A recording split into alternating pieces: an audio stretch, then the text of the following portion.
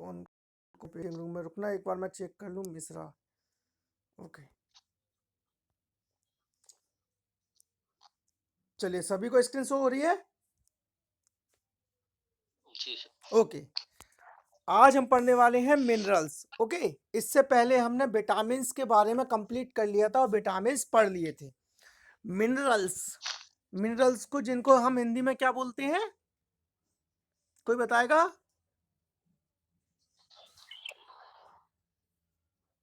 खनिज तत्व। खनिज लवण बोलते हैं, क्या बोलते हैं? ओके, तो आज हम बात करते हैं मिनरल्स। मिनरल्स देखिए, मिनरल्स जो होते हैं उनको दो भागों में डिवाइड किया गया है। कितने भागों में मिनरल्स को डिवाइड किया गया है? दो भागों में। अब दो भाग कौन कौन से हैं? एक है मेजर मिनरल्स और दूसरा है ट्रेस एलिमेंट्स। ये इंपॉर्टेंट है, इसमें से पूछे जाता है। मैं आपको पूछूंगा किस तरीके से, देखिए। पहला है major minerals and trace elements. Major minerals कौन कौन से होते हैं? Calcium, phosphorus, sodium, potassium and magnesium. These are the major minerals. Okay, कौन कौन से मेजर मिनरल्स हैं? Calcium, phosphorus, sodium, potassium and magnesium. अब बात करते हैं ट्रेस एलिमेंट्स की। ट्रेस एलिमेंट्स कौन कौन से हैं? जिनकी बहुत कम मात्रा में जरूरत होती है हमारी बॉडी को और मेजर की ज्यादा मात्रा में। ओके, ट्रेस एलिमेंट्स के these are required by the body in the less than few milligrams per day. इनकी हमें जो अमाउंट की जरूरत होती है वो मिलीग्राम्स में होती है और बहुत ही कम मात्रा में। ओके, जैसे कि iron, iodine, fluorine, zinc, copper, cobalt, chromium, manganese, molybdenum, selenium, nickel, tin, silicon and vanadium. ये इतना याद नहीं रखना, हमें सिर्फ इतना याद रखना है कि ट्रेस एलिमेंट्स होते हैं, उनकी हमारी बॉडी को बहुत ही माइन्यूट, मतलब बहुत ही कम मात्रा में इनकी आवश्यकता होती है, जिनमें आते हैं आयरन, है ना, iodine, fluorine, zinc, copper, cobalt. बस इतने नाम याद रखिए। ओके, अब आपसे वो क्वेश्चन कैसे पूछेगा, देखिए। अब वो पूछेगा iron, the iron is the which types of minerals? Major minerals, trace minerals, या बोथ, या नन ऑफ दीज। तो जो आयरन है वो किस प्रकार के मिनरल्स में आता है, मेजर में या ट्रेस में?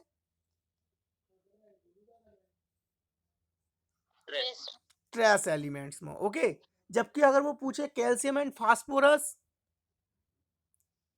तो वो किस में आते हैं? मेजर मिनरल्स में। ओके, अब देखिए, major functions of these minerals are tabulated. अब ये टेबल बनाकर दी गई है, इन्होंने इसमें बताया है कि कौन कौन से जो एलिमेंट्स होते हैं, मिनरल्स हैं, उनके क्या क्या फंक्शंस होते हैं।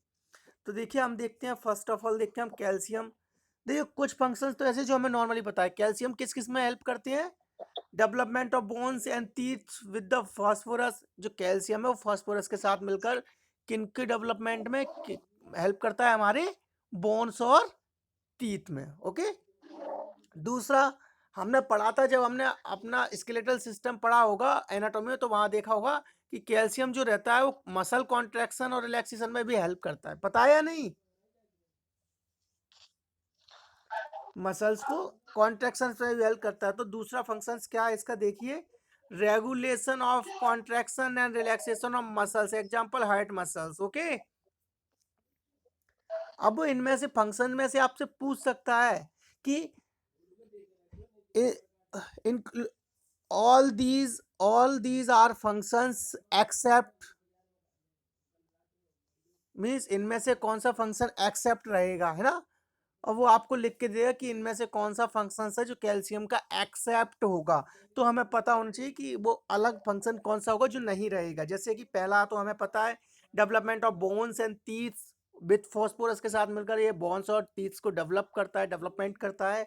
The second one is regulation of relaxation and contraction of the muscles like a heart muscles. Okay, third one is regulation of passage of substances across cell membrane.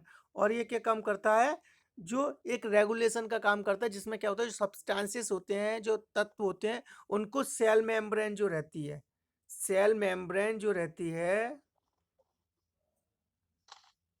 Cell membrane जो रहती है, उसके आवागमन means इधर से elements को अंदर इधर साइड भेजना और इधर कोई ट्रेस एलिमेंट तो उनको आवागमन कराना, उसमें भी क्या करता है, ये मदद करता है। Next, facilitation of impulses from one nerve cell to neurons to another means one neurons,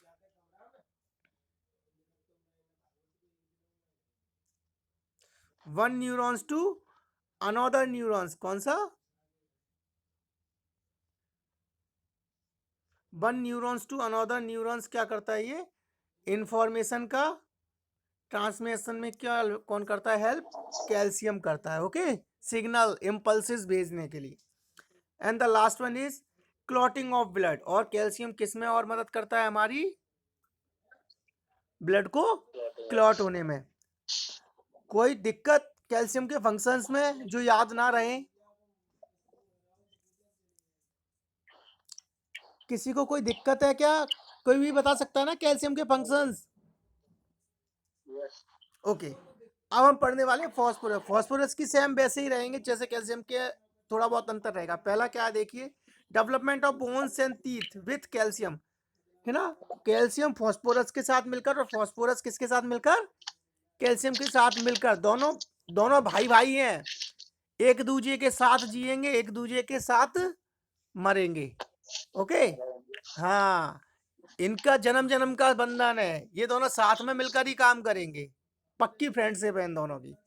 दूसरी, फॉर्मेशन ऑफ फॉस्फोलिपिड्स, और ये करते हैं फॉस्फोलिपिड्स का भी निर्माण करते हैं।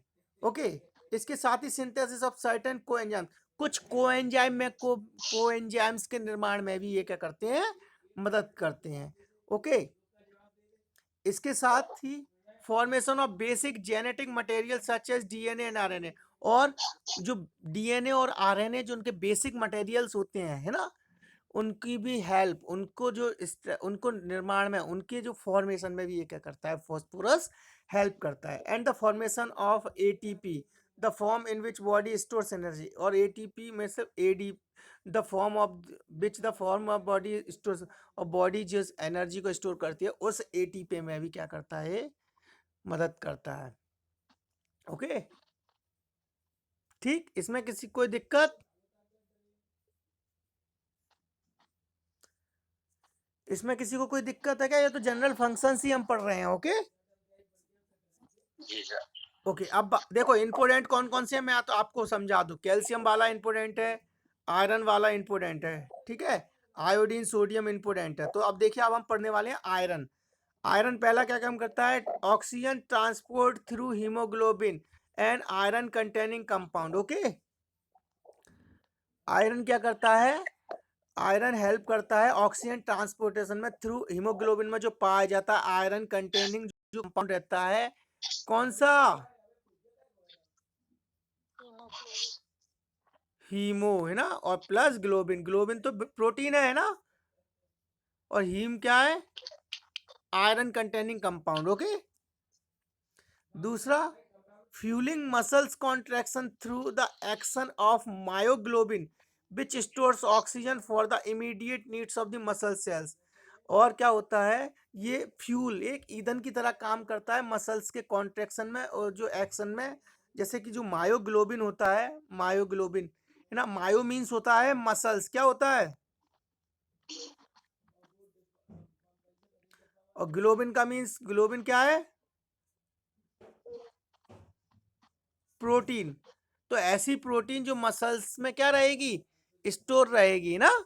तो मायोग्लोबिन जो प्रोटीन रहती है वो स्टोर रहती है oxygen for the immediate needs, और जब उसको जरूरत है तब वो ऑक्सीजन का यूज करके मसल्स की एक्टिविटी को क्या करता है, कंट्रोल कराता है ना, ये करता है। Next, completing the oxidation of carbohydrate fats and proteins, और आयरन और क्या करवाता है, कि ऑक्सीडेशन करवाता है, ऑक्सीकरण करवाता है, किस किस का, कार्बोहाइड्रेट, फैट और प्रोटीन्स का। ठीक, इसके अलावा maintenance of higher order brain functions including learning. और ये क्या करता है, ब्रेन्स के जो हायर फंक्शंस होते हैं, कॉग्निटिव एक्टिविटीज होती है ना, उनको क्या करता है, ये कंट्रोल करके रखता है, जैसे कि लर्निंग के लिए, है ना। Okay, next, metabolism reactions of various types as the part of enzymes or other substances maintaining the functions of the body's immune system। और ये साथ में क्या करता है आयरन, मेटाबॉलिज्म फंक्शंस को या मेटाबॉलिज्म रिएक्शंस रहती है उनको भी क्या करता है, उनमें भी हेल्प कराता है। क्यों? क्योंकि उसमें हेल्प कराता है, जिसके कारण क्या होता है, ये भी हमारी जो इम्यूनिटी है उसको बनाने में क्या करती है, हेल्प करती है। ओके, अब आयोडीन की बात करते हैं, ये भी इंपॉर्टेंट है, ठीक है। आयोडीन का फंक्शन क्या है, synthesis of the hormone thyroxine secreted by the thyroid gland which plays an important role in the regulation of oxidation in cells. और जो किसमें मदद करता है, ये क्या करता है, ये सिंथेसिस कराता है आयोडीन, किसको, जो हार्मोन्स है थायरोक्सिन। थायराइड ग्लैंड से कौन कौन से हार्मोन निकलते हैं,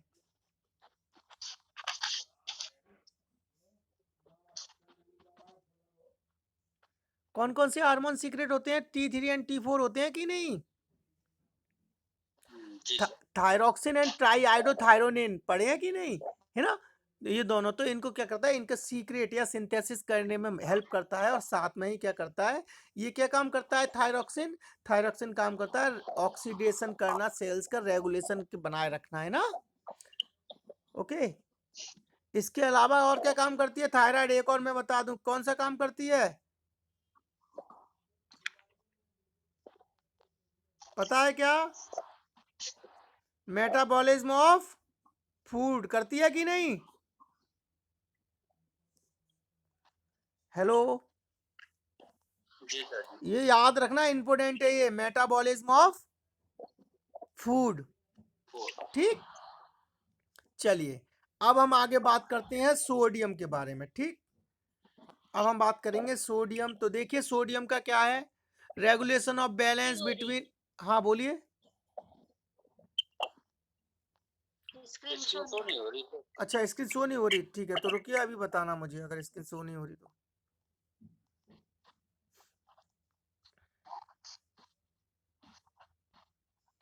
अब स्क्रीन शो हो रही है,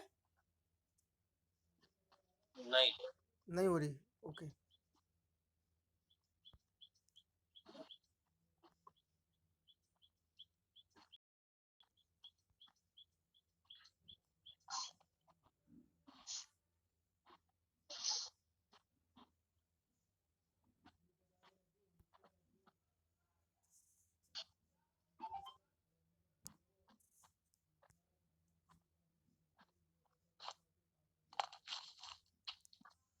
अब स्क्रीन शो हो रही है सभी को, नहीं हो रही। अभी भी नहीं हो रही है,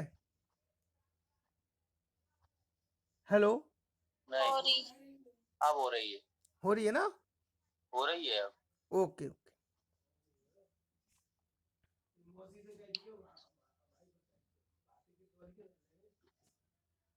ठीक है। तो अभी हम क्या पढ़ रहे थे, अब सोडियम के बारे में। तो सोडियम पहले तो क्या करता है, रेगुलेशन या बैलेंस बना के रखता है, किस किस का, एक्स्ट्रा सेलुलर इंट्रासेलुलर फ्लूइड का, okay.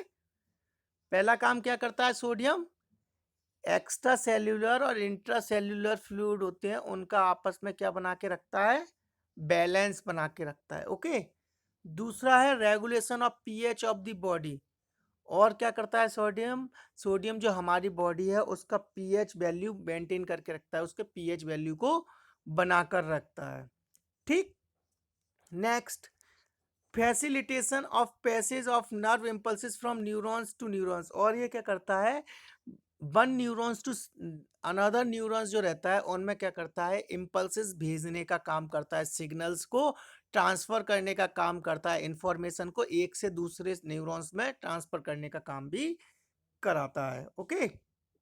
Next, regulation of muscles contract. इसके अलावा सोडियम और क्या काम करता है, हमारी जो मसल्स होती हैं उनको कॉन्ट्रैक्ट कराने का, है ना, उनको कॉन्ट्रैक्ट कराने का काम भी करता है, सिकोड़ने का काम भी करता है।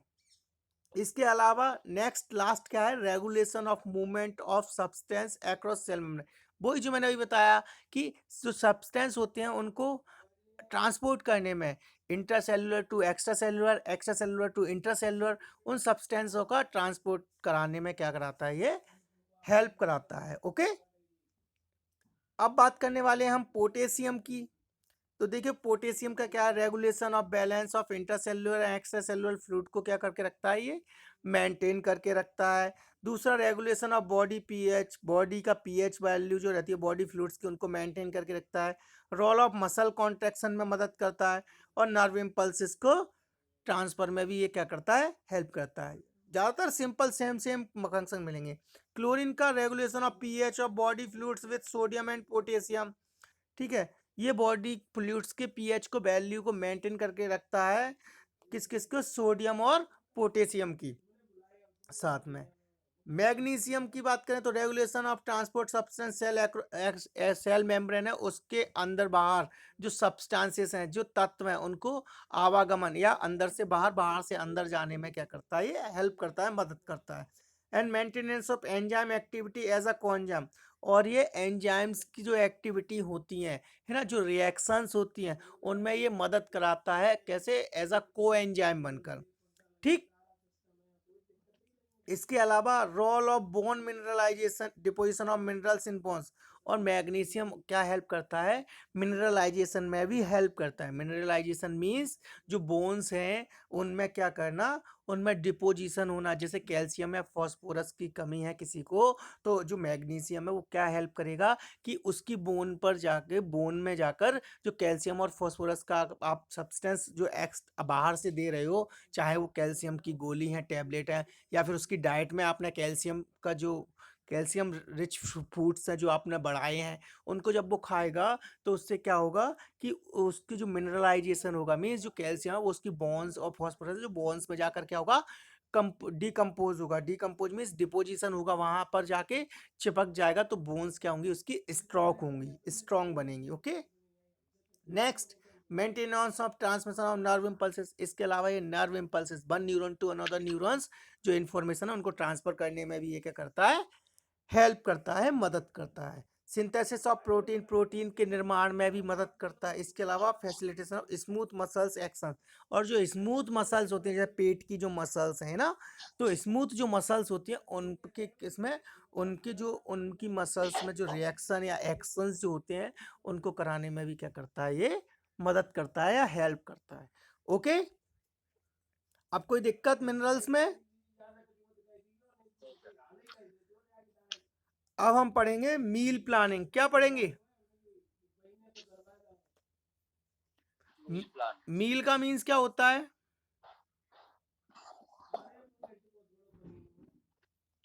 फूड। प्लानिंग का मीन्स क्या रहता है?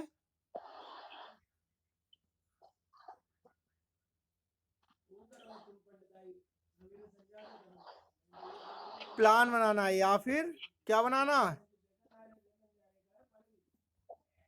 योजना बनाना। ओके, योजना बनाना। तो देखिए मील प्लानिंग क्या है, it involves applying the knowledge of food, nutrient requirements, and individual preference to plan adequate and acceptable meals. Suitable diet for the individuals and families shall be as per the local food items available, individuals' dietary habits, and as per economic status of families. The diet should also satisfy hunger and taste. Means meal planning क्या होता है, meals planning का मतलब है कि अपनी knowledge, जो आपने न्यूट्रिशन के अंदर जो नॉलेज पढ़ी है, देखा है डाइट्रिशियन होता है,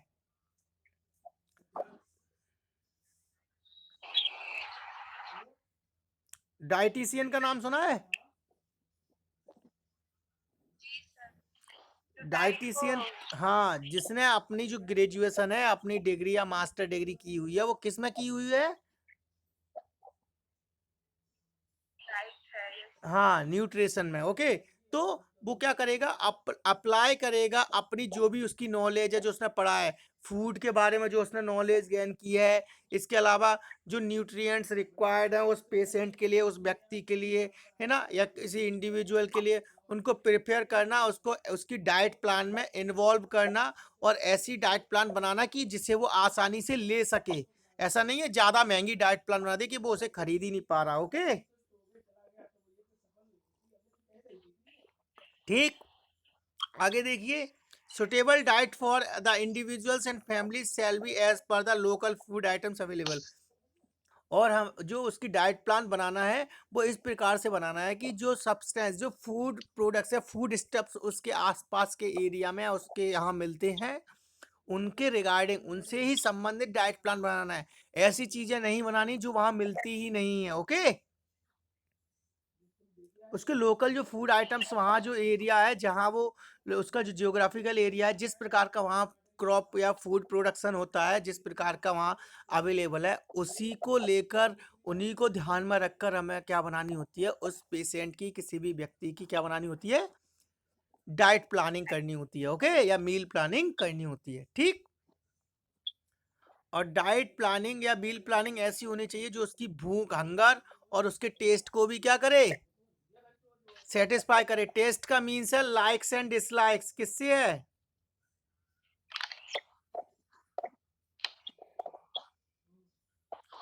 लाइक्स एंड डिसलाइक्स।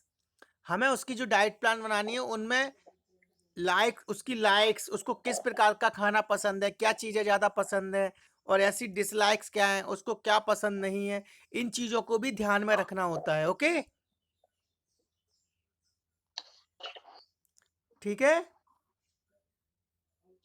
ओके, आगे देखिए, balance diet includes the food from at least 3 to 5 food groups in a meal in adequate amount and proportions. It should provide all the required nutrients for the given person. जो हम diet plan या balance diet बना रहे हैं उसमें कम से कम कितने food groups में मिलने चाहिए, 2 to 5. कम से कम 3 to 5 फूड ग्रुप्स तो उसके अंदर होने ही चाहिए। ओके, और साथ में क्या होना चाहिए कि जो हम बना रहे हैं, it should all the provide required nutrients for the given person, और उसमें उसे जो जितने भी जो न्यूट्रिएंट्स हैं जो एक बैलेंस डाइट के अंदर मिलने चाहिए उस व्यक्ति को, वो उन्हें उससे उन चीज़ों में, उस फूड स्टफ में या जो फूड डाइट प्लान बनेंगे उसके अंदर उसे वो चीज़ें मिलनी चाहिए सफिशिएंट मात्रा में। ओके, अब आगे देखिए, it provides 50 to 60% energy from carbohydrate, preferably complex carbohydrates, 10 to 15% from protein, and 20 to 30% from oil and fats. अब ये क्या बता रहा है, कार्बोहाइड्रेट से कितनी एनर्जी मिलती है, कार्बोहाइड्रेट कितने से कितनी परसेंट एनर्जी को प्रोवाइड करता है, 50 से 60, याद रखना। और प्रोटीन कितने बताइए, प्रोटीन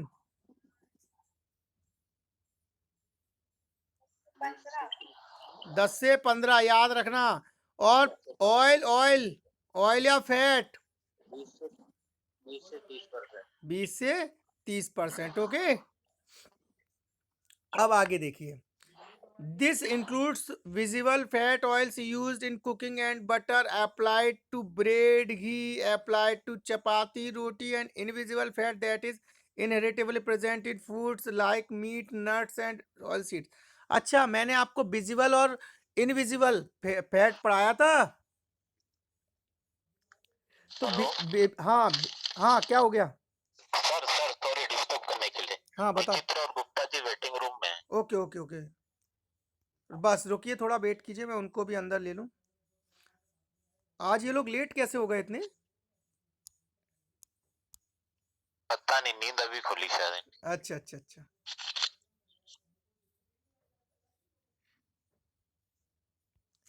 सभी को स्क्रीन शो हो रही है, जी सर। ओके हाँ सर। Okay okay. अच्छा, मैंने आपको विजिबल और इनविजिबल फैट पढ़ाया था कि नहीं,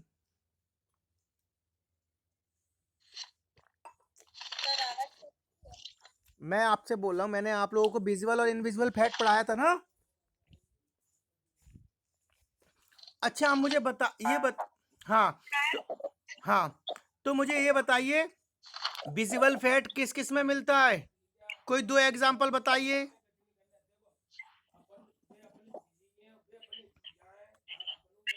विजिबल फैट कहाँ मिलता है? Bread, ghee, butter, butter. Okay, और इनविजिबल फैट किस में मिलता है? Meat, nuts, egg, oil milk. Seeds. Okay, आगे देखिए, besides this a balanced diet will supply the micronutrients and other constituents in food like dietary fibers, antioxidants and other phytochemicals. They protect the body and important for the maintaining optimum health. और जो diet plan है उसका main functions क्या होता है कि वो आपकी हंगर को और आपके टेस्ट बर्ड को सेटिस्फाई करे, साथ में ही आपकी बॉडी के लिए जो रिक्वायर्ड जो न्यूट्रिएंट्स या फिर जो एंटीऑक्सीडेंट्स हैं उनको प्रोवाइड कराए सफिशिएंट मात्रा में और आपको हेल्थी रखे। ओके, ठीक। अब देखिए क्या है, following issues need to be thought through about और adjust for a good meal plan. अब गुड मील प्लान का मतलब उसके अंदर क्या क्या होना चाहिए? देखिए, गुड मील प्लान के अंदर ये 5 पॉइंट मिलने चाहिए। कौन कौन से पॉइंट मिलने चाहिए? ये 5 पॉइंट हमें पता होना चाहिए। देखिए कौन कौन से हैं। वाट टू सर्व मीन्स आप उसे क्या सर्व कर रहे हो, क्या प्रोवाइड करा रहे हो, दे रहे हो। हाउ मच टू सर्व, कितना दे रहे हो, कितना प्रोवाइड करा रहे हो। How much the family can spend, जो फैमिली है वो कितना स्पेंड कर सकती है जो आपने मील प्लानिंग की है उसके अकॉर्डिंग। ठीक है, वो कितना खर्चा कर सकते हैं, कितना अफोर्ड कर सकते हैं। Next, how to prepare food, और वो उस फूड को किस प्रकार से बना रहे हैं, किस प्रकार से बना सकते हैं। And how to serve meals at which time, और किस प्रकार से सर्व करना है, किस समय देना है, ये चीज़ें। ओके, तो ये कौन कौन से 5 पॉइंट्स हैं जो मील प्लानिंग में हमें क्या करते हैं, गुड मील प्लानिंग को फॉलो करने के लिए होने चाहिए कि what to serve, how much to serve, how much the family can spend, and how to prepare food, and how to serve meals at which time, है ना? Okay, at what time। Okay, ठीक। अब हम देखते हैं जो meal planning हम कर रहे हैं उससे क्या एम है, क्या उद्देश्य क्या है। ओके, क्या उद्देश्य है, किन उद्देश्यों को लेकर हम मील प्लानिंग कर रहे हैं। तो देखिए, एम्स ऑफ मील प्लानिंग। ठीक, तो पहला देखिए, fulfil the nutrition needs of an individual and members of the group. हम किस लिए कर रहे हैं मील प्लानिंग? जो कोई फैमिली है या फिर कोई व्यक्ति है, इंडिविजुअल कोई व्यक्ति है, मेंबर्स है, ग्रुप है, उनकी क्या हो सके, उनकी जो न्यूट्रिशनल नीड्स है वो क्या हो सके। हेलो, हेलो,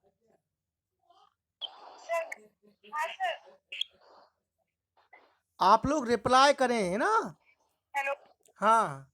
तो हम मील प्लानिंग क्यों करते हैं कि जो इंडिविजुअल है, जिस फैमिली के लिए हमने मील प्लानिंग बनाया है, मील प्लानिंग तैयार की है, वो उनकी उनकी क्या कर पाए, न्यूट्रिशनल नीड्स को फुलफिल कर पाए। ओके, ठीक। सेकंड देखिए, use money's worth to make appropriate food choice and get the best nutritional value wise a wise cost। और क्या करना है हमें, मनी, वो कितनी पैसे, कितनी मनी खर्च कर सकता है, अपनी फूड चॉइसेस उसके अकॉर्डिंग बनानी है, उसके हिसाब से उसकी मील प्लानिंग तैयार करनी है कि वो कितने पैसे या कितने हद तक खर्चा करके उस चीज़ को, अपनी डाइट प्लान को मेंटेन कर सकता है, बनाए रख सकता है, बेस्ट न्यूट्रिशनल उसको क्या मिल सके, बेस्ट न्यूट्रिशनल फूड्स उसे मिल सके कम से कम खर्चे में, है ना? ठीक, ज्यादा महंगे ना हो, ज्यादा कॉस्टली ना मिले। Next, invest on nutrient dense food items rather than energy dense food. हमें क्या बनाना होता है जो हम उसके जो इन्वेस्ट करा रहे हैं पैसे, या फिर जो डाइट जो खाने पीने में जो अपने पैसे इन्वेस्ट कर रहा है, या फिर जो अपनी मील प्लानिंग बना रहे हैं, हमारा उद्देश्य क्या होना चाहिए कि उसको किस किस प्रकार का फूड मिले, न्यूट्रिएंट डेंस फूड मिले, न्यूट्रिएंट्स डेंस आइटम्स मिले, ना कि एनर्जी डेंस फूड मिले। ओके, क्लियर हुआ?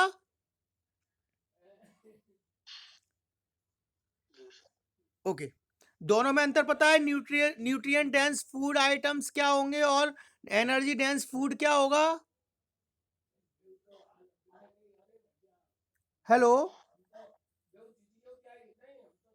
हमें जो मील प्लानिंग करनी है उसमें हमें ऐसी ऐसी मील प्लानिंग करनी है कि उसको जो फूड आइटम्स हम उसमें उसके लिए बना रहे हैं, जो लिख रहे हैं, वो ज़्यादा से ज़्यादा उसे क्या प्रोवाइड करें, ज़्यादा से ज़्यादा न्यूट्रिएंट्स उसे मिल पाए उस डाइट में, ना कि उसे ज़्यादा ज़्यादा एनर्जी मिले। हमें एनर्जी पे ज़्यादा ध्यान नहीं देना है, एनर्जी पे देना है, लेकिन उससे ज़्यादा हमें किस चीज़ पर ध्यान देना है कि उसको सही से प्रॉपर मात्रा में न्यूट्रिशन या न्यूट्रिएंट्स उसे मिल पाए उसके डाइट में। ओके,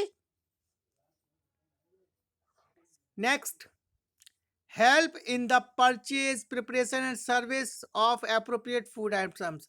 और हमें किस में मदद करानी है उसकी, उस व्यक्ति की या परिवार की किस चीज में हेल्प करानी है? फूड आइटम्स को परचेज करने में, किस प्रकार से वो खरीद सकता है, कहाँ से मिलेंगे, किस प्रकार से प्रिपरेशन करना है, मीन्स किस प्रकार से उन फूड आइटम्स को पकाना है, तैयार करना है, और किस प्रकार से सर्व करना है, किस प्रकार से उसे सर्व करके पकाकर खाना है। Okay, next, help to economize on time, labour and fuel. और हमको क्या हेल्प करनी, मदद करनी है कि जो फूड आइटम्स या जो मील प्लानिंग हम कर रहे हैं वो कैसी होनी चाहिए, किस प्रकार की होनी चाहिए?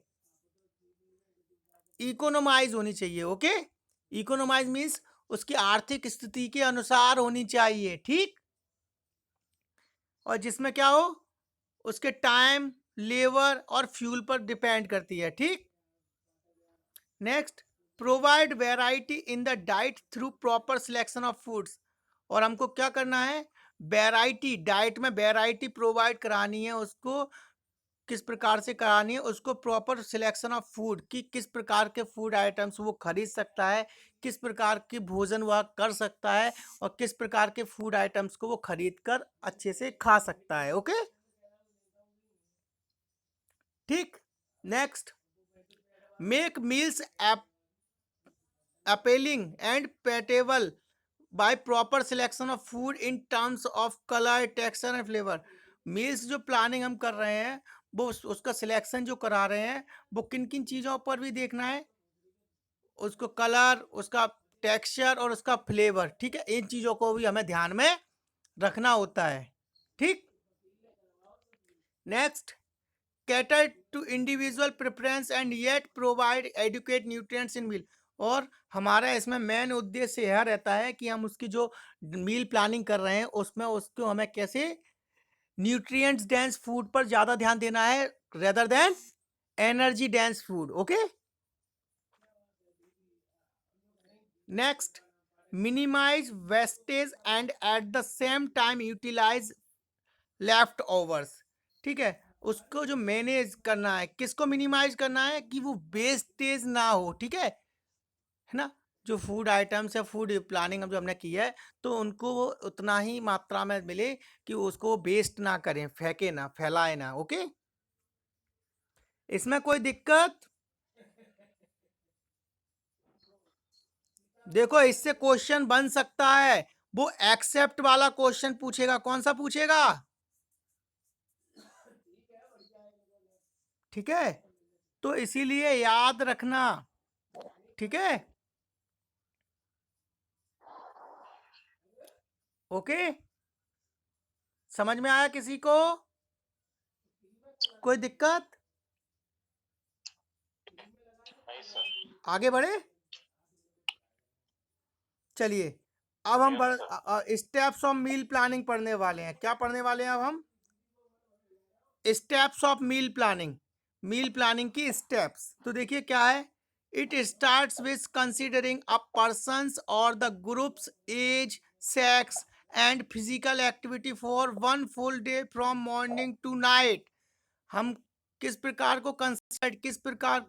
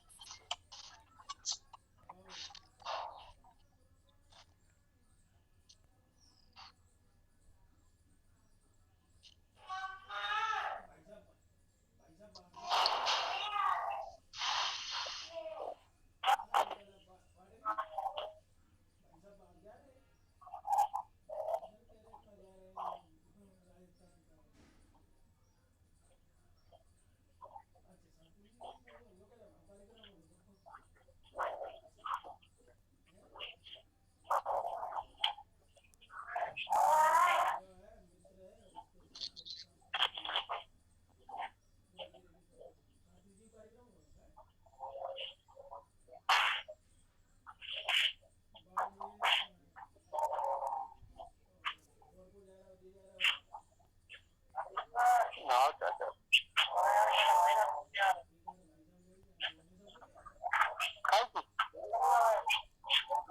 हेलो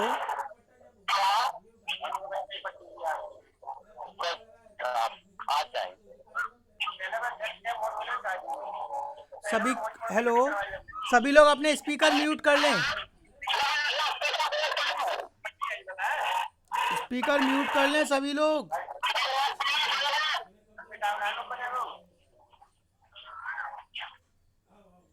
ओके सभी को स्क्रीन शो हो रही है क्या मुझे पहली बार रिप्लाई करें हाँ सर हो रही है। ओके तो हमें किस किस चीज़ पर ध्यान देकर बनाना है पहला हमारा पॉइंट क्या रहेगा किन चीज़ों को हमें ध्यान में रखकर मील प्लानिंग करनी है कि जो पर्सन्स या जो जिस ग्रुप या जिस फैमिली के लिए हम मील प्लानिंग कर रहे हैं उनमें किस किस चीज़ को याद रखना है उनकी एज उनका सेक्स वो किस प्रकार की फिजिकल एक्टिविटी कर रहे हैं पूरे दिन में मॉर्निंग टू नाइट किस प्रकार का काम करते हैं ओके सेकंड कि 3 मेजर मील्स कितने होते हैं एक दिन के अंदर 3 होते हैं ठीक है कौन कौन से होते हैं कोई बताएगा breakfast lunch dinner okay breakfast lunch and dinner and 1 to 3 small meals snacks और 3 क्या होते हैं एक 1 to 3 क्या होते हैं स्मॉल मील्स स्नैक्स होते हैं जिसमें हम छोटा हल्का फुल्का खाते हैं ठीक है वो क्या क्या होता है mid morning evening tea snacks और बेड टाइमिंग ओके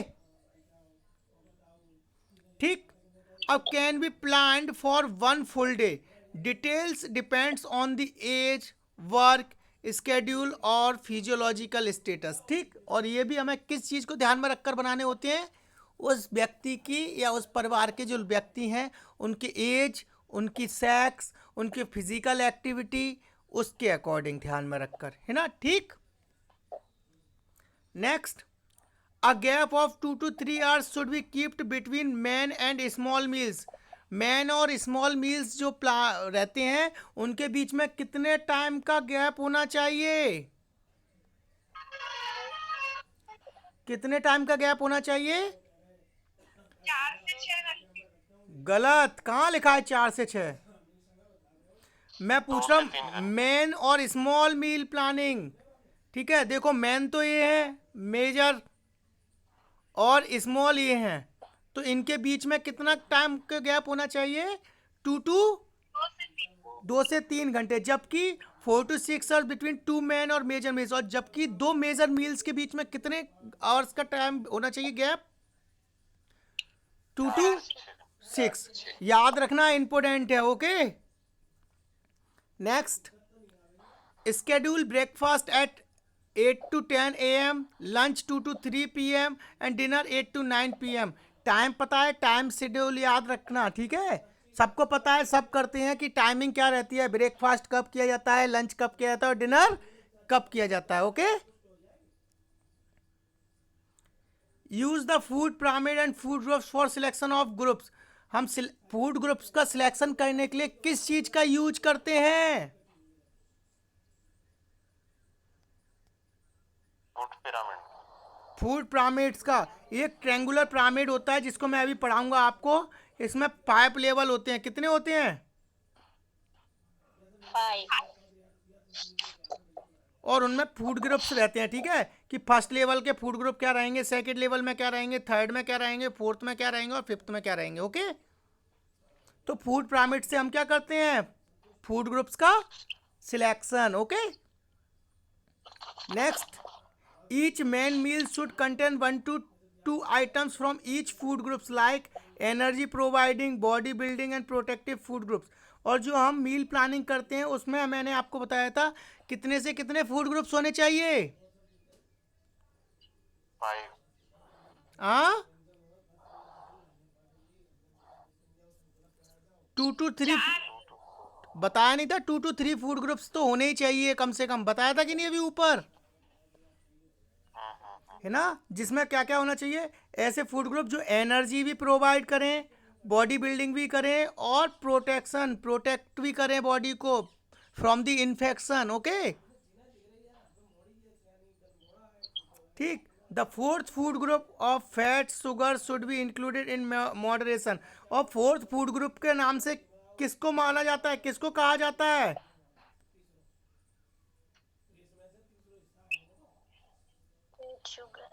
याद रखना, वो आपसे पूछेगा।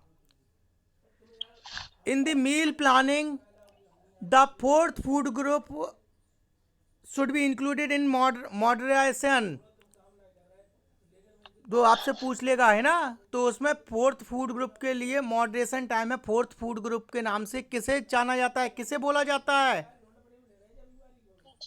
फैट या फिर शुगर को। ओके, इंपॉर्टेंट है। Next, if the individual has a 3 meal pattern major meals, each meal should contribute approximately 1/3 of the nutritional requirement a person more than 3 meals per day. 1/3 of requirement should be considered to the breakfast. The rest of the day's requirement to be distributed among the different meals। अच्छा, जो हमने 3 major meals पढ़ी थी वो कौन कौन सी थी?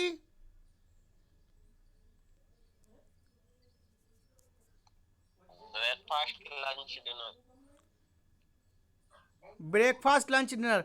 और ये अब देखो ये कितनी एनर्जी प्रोवाइड करती हैं तीनों? कितनी? 1/3। कितनी एनर्जी प्रोवाइड करती हैं? 1/3। 1/3। ओके, 1/3 न्यूट्रिशनल रिक्वायरमेंट कंप्लीट करेंगी। ब्रेकफास्ट कितना करेगा? 1/3। लंच कितना करेगा? 1/3। डिनर कितना करेगी? कितनी न्यूट्रिशनल रिक्वायरमेंट को कंप्लीट करेगी? 1/3 को। याद रखना। Okay, okay, next, for a minor and small meal even a single food preparation cooked or raw milk fruits is sufficient. Care should be taken none of the meals, especially minor meals or snacks, are not calorie rich, energy dense, which is often the case. Hence preference should be given to nutritional dense foods। और जो छोटे छोटी जो meal planning है, minor जो और small meal planning थी ना, है ना, तो मिड मॉर्निंग और इवनिंग टी, स्नैक्स या फिर बेड टाइम, तो वो उसमें हमारा मुख्य उद्देश्य क्या रहता है? एनर्जी फूड डेंस या फिर न्यूट्रिशनल डेंस फूड?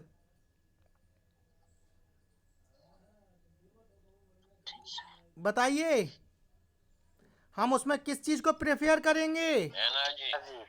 एनर्जी या nutrients? nutrients. Very good. Nutrients dense food को ज्यादा हम प्रेफरेंस देंगे, ना कि snacks are not calorie rich और एनर्जी डेंस। ओके, समझ में आया? आगे बढ़े। Yes, sir. ओके, चलिए। Consider the monthly income and money spent on food, availability of food in seasons and food preference of the individuals while selecting the food items। और हमें किन चीज़ों को ध्यान में रखकर मील प्लानिंग करनी होती है कि उसकी मंथली इनकम कितनी है, वो कितना अपनी मंथली इनकम का स्पेंड कर सकता है फूड पर, और उसके आसपास अवेलेबिलिटी, किस प्रकार के फूड की अवेलेबिलिटी है, किस प्रकार का फूड ग्रुप्स या फूड स्टफ्स उसके एरिया में पाए जाते हैं। ठीक, और इंडिविजुअल को उसी हिसाब से उसकी हेल्प करनी चाहिए, उसकी मील प्लानिंग को तैयार करना चाहिए। ठीक, ओके। Yes, sir. आगे देखिए। Write the menu plan for each meal giving the name of the food preparations along with quantity in household measures. और हमें उसकी जो घर के कितने सदस्य हैं, है ना, उनको उस हिसाब से उस क्वांटिटी भी उसकी पता होना चाहिए कि कितनी क्वांटिटी में उसको इस प्रकार का जो फूड स्टफ है वो लगेगा। ओके,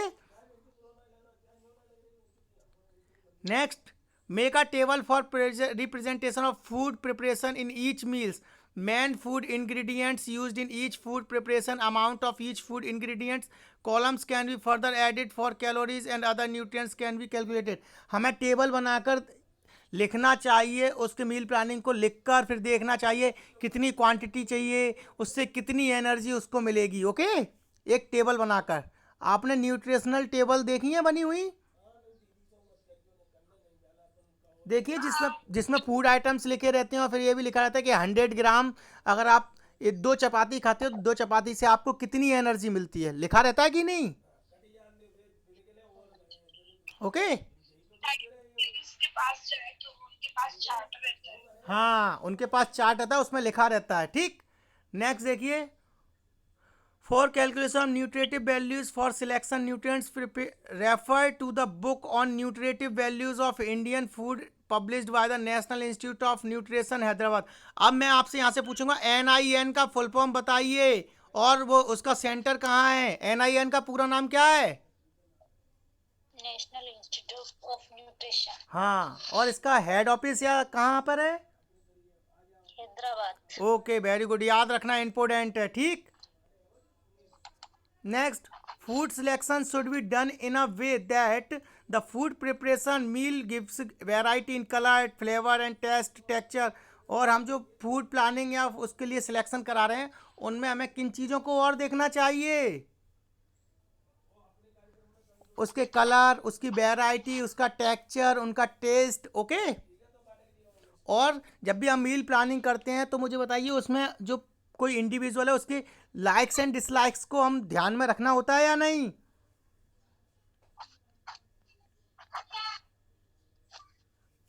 उसकी लाइक्स एंड डिसलाइक्स को रखना होता है ध्यान में या नहीं? होता है। रखना होता है। ओके, हाँ, ठीक। अब देखिए आगे, नेक्स्ट पॉइंट क्या है, जिसमें क्या लिखा हुआ है कि basic meal plan guidelines given herein do not include infant and persons who have any health problems or disease। हमें तो बेसिक मील प्लानिंग जो हम कर रहे हैं उनकी बेसिक गाइडलाइंस क्या है कि हमें उन लोगों का ध्यान रखकर मील प्लानिंग करनी है जिनको पहले से कोई स्पेसिफिक कोई डिजीज़ है या कोई हेल्थ प्रॉब्लम है। तो ठीक, जैसे कि मैं आपको एक एग्जांपल देता हूँ। मान लीजिए किसी को हार्ट प्रॉब्लम है, क्या है उन्हें? हार्ट डिजीज है, उसको हाइपरटेंशन है, तो आप उसकी डाइट में किस चीज को कम करोगे? उसकी डाइट में क्या चीजें कम रहेंगी? फैट और ऑयल कम रहेगा, दूसरा सोडियम कम रखोगे कि नहीं? ओके, अब मुझे बताइए किसी रीनल फेलियर का कोई पेशेंट है, किसका? Renal failure. इंपोर्टेंट है, इस याद रखना। तो रीनल फेलियर की डाइट में आप किस प्रकार की डाइट को कम करोगे? इंपोर्टेंट क्वेश्चन है, एग्जाम में पूछा जाता है। उसकी डाइट में हम किस डाइट को कम करेंगे?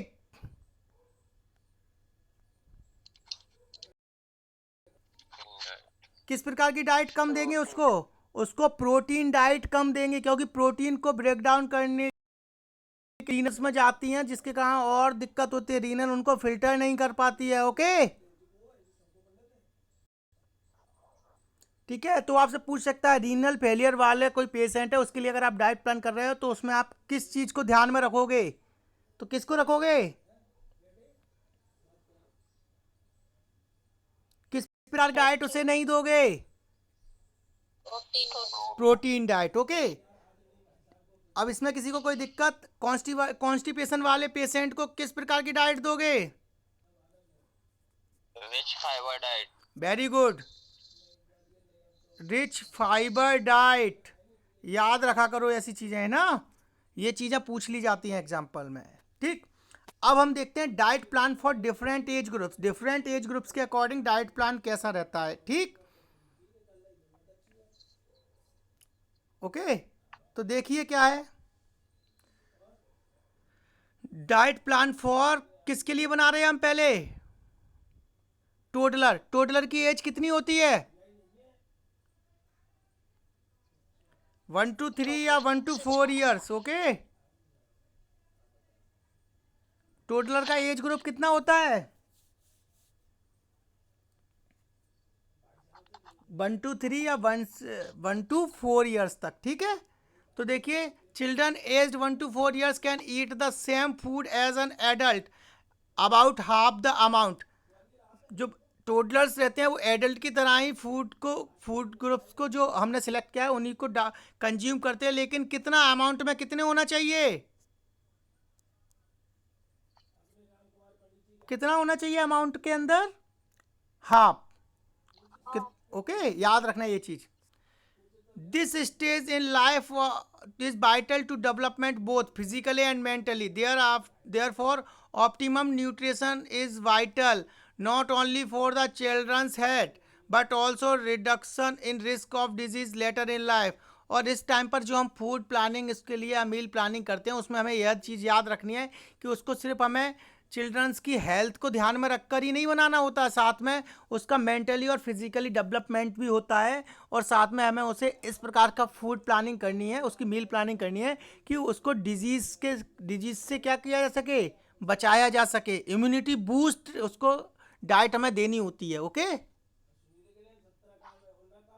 Next, these few years can shape eating patterns for their whole life। healthy foods are good to include, but do not forget to remind the parents to ensure that their children drink plenty of fluids throughout the day। और हमें ये चीज़ भी ensure करानी है कि उसको पूरे दिन में ज़्यादातर क्या पिलाना चाहिए उसे? Fluid. Okay, and try also to make foods fun and easy to eat. और उसको जो खाना खिलाने का पैटर्न या तरीका कैसा होना चाहिए? फन के साथ, इंजॉयमेंट के, खेल खेल कर उसको खिलाना चाहिए, क्योंकि छोटे बच्चे होते हैं तो वो खाना नहीं खाते हैं। खाते हैं क्या? नहीं, तो उनको खिला खिला कर उनको इंजॉयमेंट के साथ खिलाना चाहिए जिससे वो खा सकें खाना अच्छे से। All kinds are different, any meal plan should account for their likes and dislike. और उनको हमें किस चीज़ को ध्यान में रखना चाहिए? उनकी लाइक्स एंड डिसलाइक्स को। ओके, ठीक है, इसमें कोई दिक्कत? Next, diet plan for children age group. कितनी एज ग्रुप के बच्चों के लिए आप डाइट प्लान कर रहे हैं हम? 5 से 12 वर्ष। ओके, देखिए they are still developing both physically and mentally. और इस उम्र में भी, इस एज में भी क्या होता है, उनका फिजिकली और मेंटली डेवलपमेंट होता है। तो they also need good nutrition, इसलिए उन्हें कैसे न्यूट्रिशन की जरूरत पड़ती है? गुड न्यूट्रिशन की। How ever this stage is notorious for finicky diet habits, irregular eating and grazing. और इस टाइम पर इस एज में भी क्या करते हैं वो, खाने के लिए उनकी हैबिट्स कैसी होती हैं, इरेगुलर, कभी खा लिया कभी नहीं खा लिया, है ना, इस प्रकार का, या फिर वो खाते ही रहते हैं, ज़्यादा खाते हैं। तो इस प्रकार की हैबिट्स उनके अंदर पाई जाती हैं इस एज ग्रुप में। ऐसा होता है या नहीं? ठीक है। Yes. This needs to be regulated during these years. Eating habits for life are still being shaped. Try to steer your child away from processed foods and confectionery. It is better to choose more new traditional healthy alternatives. और इस time पर भी हमें क्या करना चाहिए, उन्हें उस प्रकार के फूड ज़्यादा देने चाहिए जो उनकी फिजिकली एंड मेंटली ग्रोथ करें और साथ में उनको रेसिस्टेंस प्रोवाइड करें फ्रॉम दी एनी डिजीज और इन्फेक्शन। ओके ओके, ठीक। और उनको इस टाइम पे भी क्या कराना चाहिए, don't forget to encourage him her to drink plenty of fluids and calcium rich diet. और उनको कैल्शियम रिच डाइट भी देनी चाहिए। ओके, और साथ में और क्या देना चाहिए, source of essential fats, high protein diet food and slow release carbohydrate sources need particular attention. और उनको हाई प्रोटीन डाइट भी देनी चाहिए। क्यों, कोई बताएगा?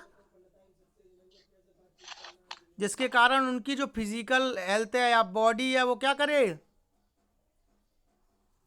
ग्रो करे। ओके, नेक्स्ट,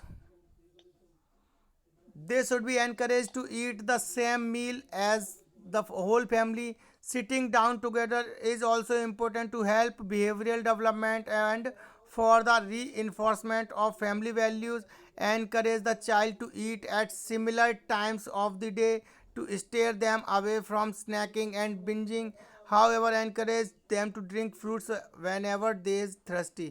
ज़्यादा से ज़्यादा फूड ले, फैमिली के साथ बैठकर खाना खाए, ठीक है। और वो किस प्रकार से खा रहा है, वो इरेगुलर डाइट है या फिर ग्रेजिंग कर रहा है ना, या फिर वो बिंजिंग ऑफ ईटिंग कर रहा है, खाना ज़्यादा खा रहा है, खाता ही रहता है पूरे दिन। तो इस प्रकार की हैबिट्स या बिहेवियर, उसका डेवलपमेंट किस प्रकार का हो रहा है, इसको भी हमें क्या करना होता है, देखना होता है। ठीक है, नेक्स्ट हम किसके लिए डाइट प्लान कर रहे हैं, अब हम एडोलसेंट के लिए। Adolescent is the most important aspects या स्टेजेस या फेजेस ऑफ द लाइफ। ठीक है, एडोलसेंट जो एज ग्रुप होता है वो कितनी साल से कितनी साल तक का होता है, 10 से 19। ओके, 19।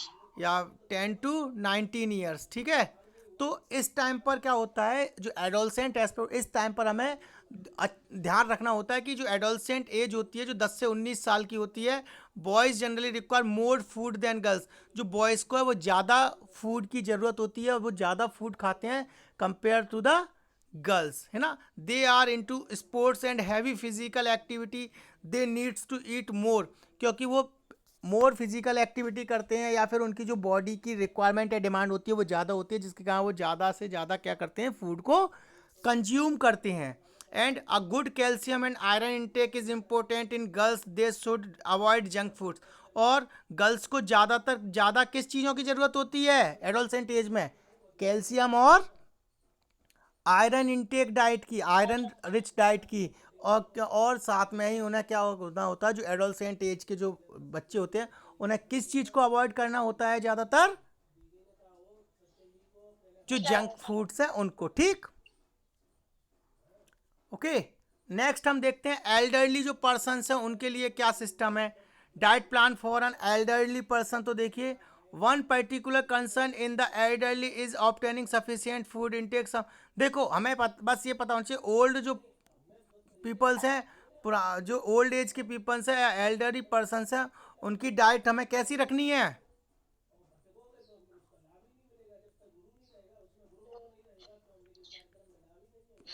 कैसी डाइट ज़्यादा देनी है, रिच फाइबर।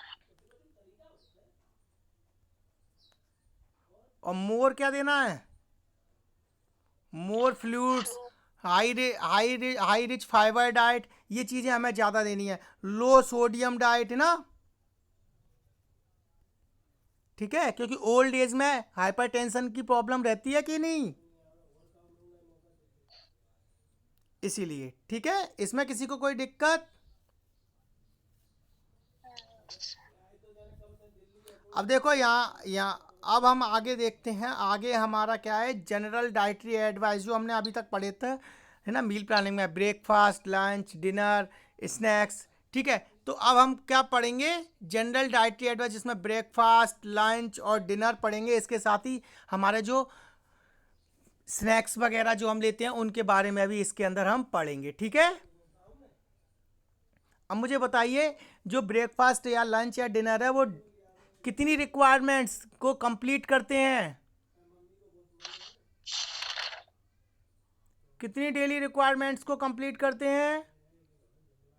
1/3 1/3 को। ओके, तो इसको हम यहाँ से कल पढ़ेंगे। अभी हम थोड़ा अपना एमसीक्यू सेशन स्टार्ट करते हैं। मैंने आप लोगों से बोला था कि आपको फर्स्ट यूनिट और साथ ही साथ में सेकंड यूनिट पीएससी तक कंप्लीट करके पढ़ के आना था। पढ़ के आए? पढ़ा था क्या? ओके, तो अब मुझे बताओगे अगर मैं पूछूंगा तो?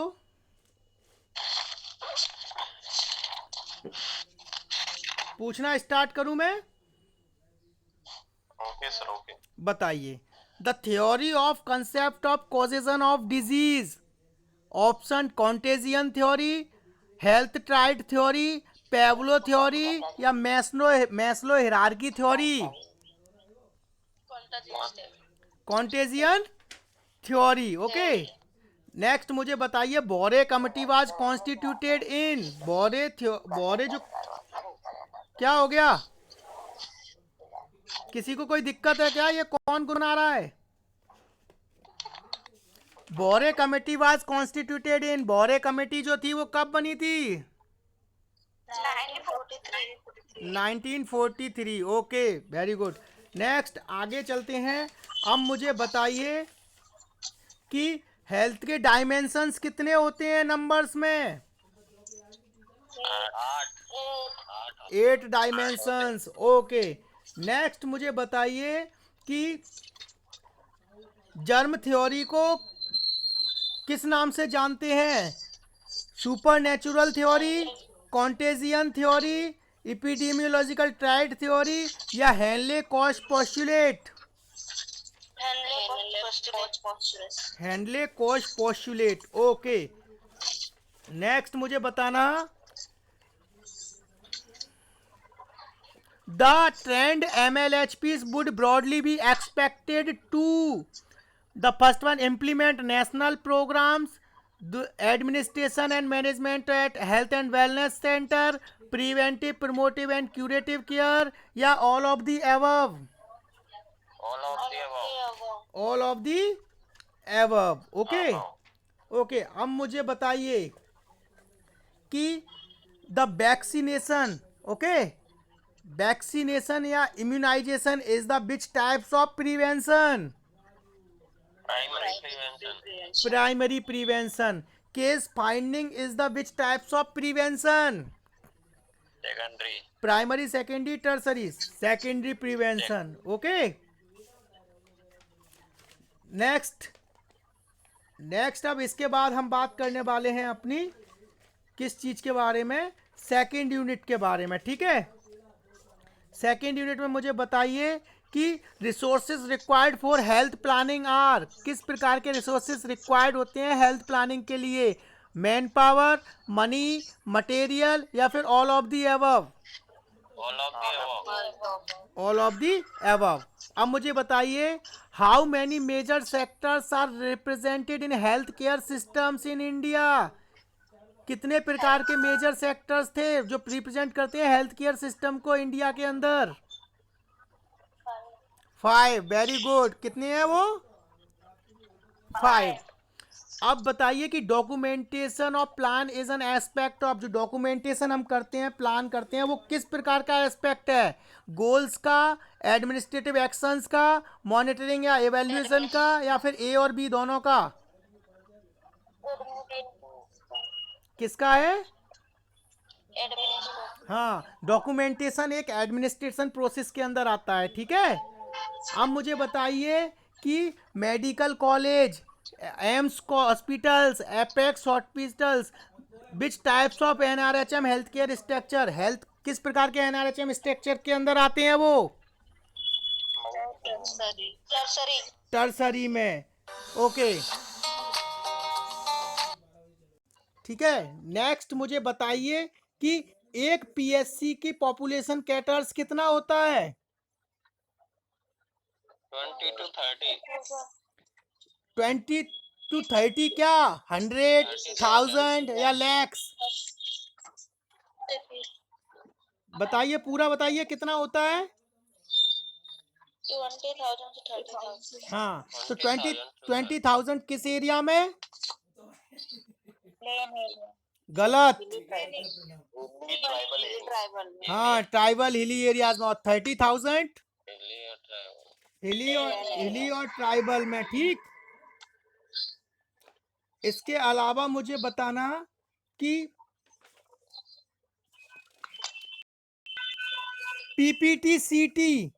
पीपीटी-सीटी जो है वो किस बीमारी, वो प्रोग्राम जो है किसके लिए चलाया गया था?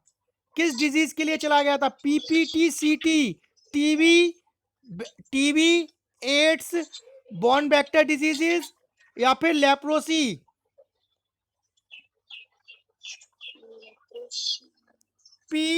पीपीटी-सीटी जो सर्विस या प्रोग्राम है वो किस डिजीज के रिगार्डिंग चला गया था? एक बार फिर से सुनिए, TB, AIDS, vector borne disease या लेप्रोसी?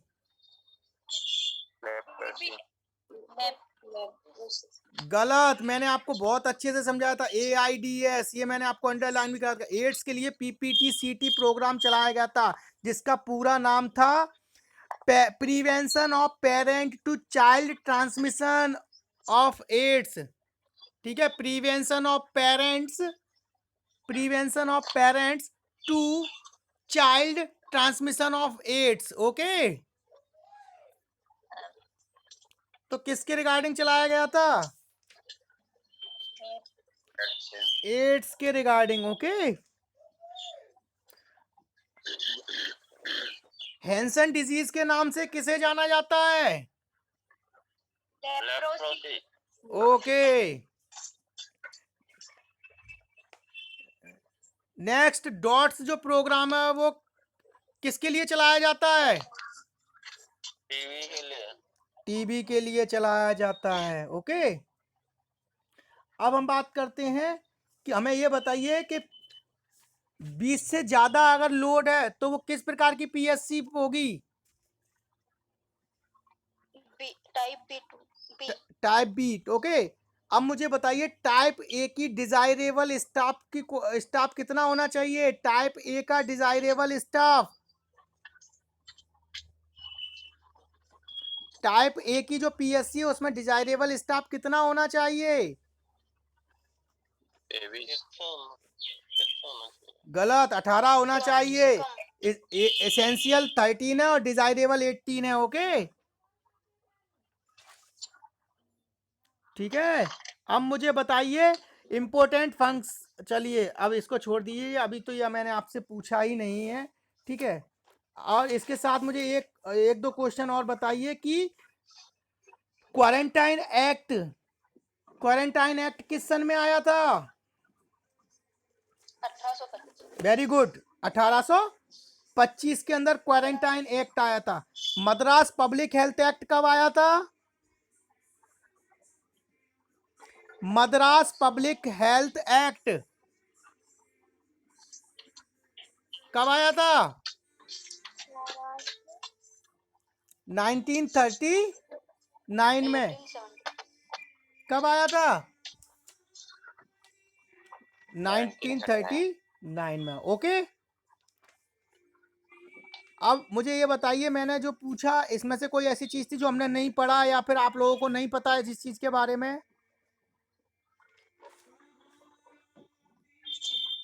बताइए। हेलो, ऐसी कोई चीज नहीं है जो हमने नहीं पढ़ी। ठीक है। हाँ, तो अब क्या करने वाले हैं, हम आज की क्लास में यहीं एंड कर रहा हूँ।